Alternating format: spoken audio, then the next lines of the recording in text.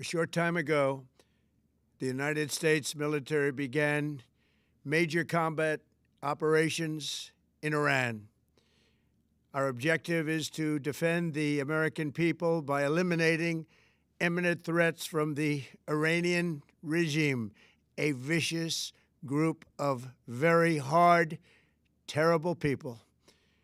Its menacing activities directly endanger the United States, our troops, our bases overseas, and our allies throughout the world. For 47 years, the Iranian regime has chanted death to America and waged an unending campaign of bloodshed and mass murder, targeting the United States, our troops, and the innocent people in many, many countries. Among the regime's very first acts was to back a violent takeover of the U.S. Embassy in Tehran, holding dozens of American hostages for 444 days.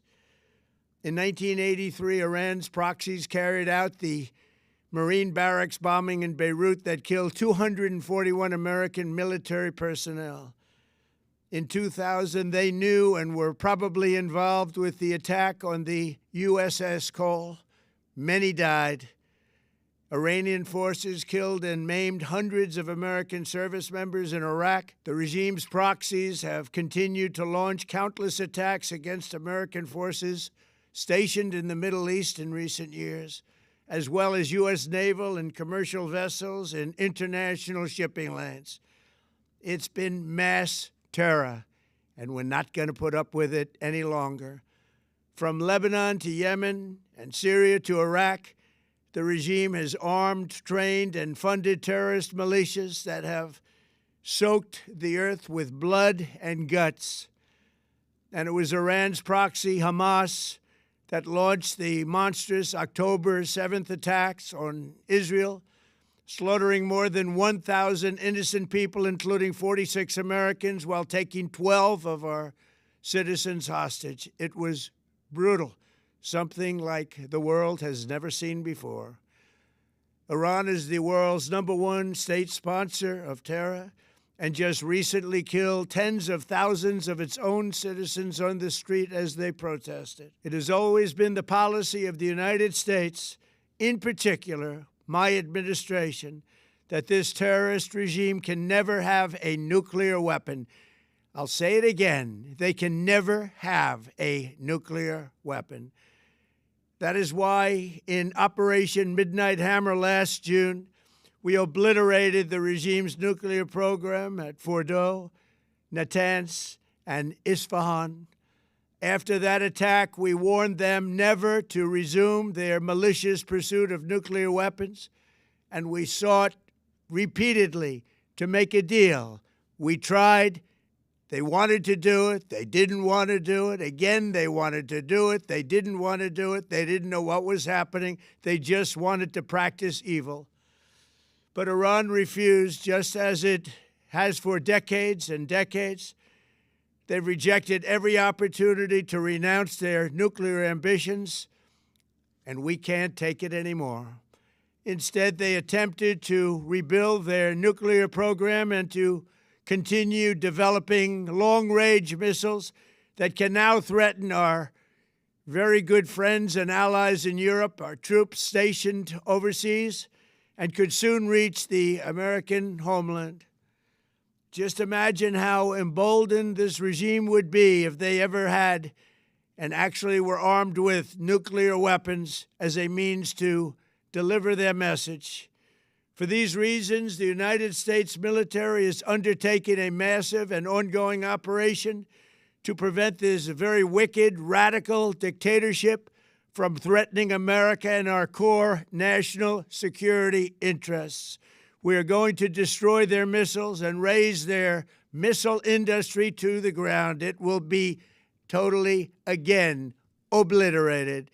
We're going to annihilate their Navy. We're going to ensure that the region's terrorist proxies can no longer destabilize the region or the world and attack our forces and no longer use their IEDs or roadside bombs, as they are sometimes called, to so gravely wound and kill thousands and thousands of people, including many Americans.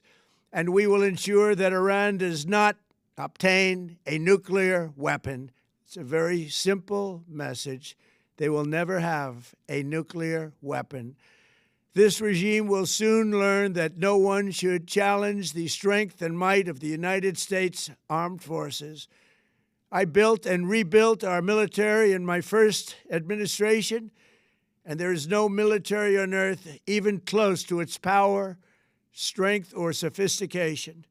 My administration has taken every possible step to minimize the risk to U.S. personnel in the region.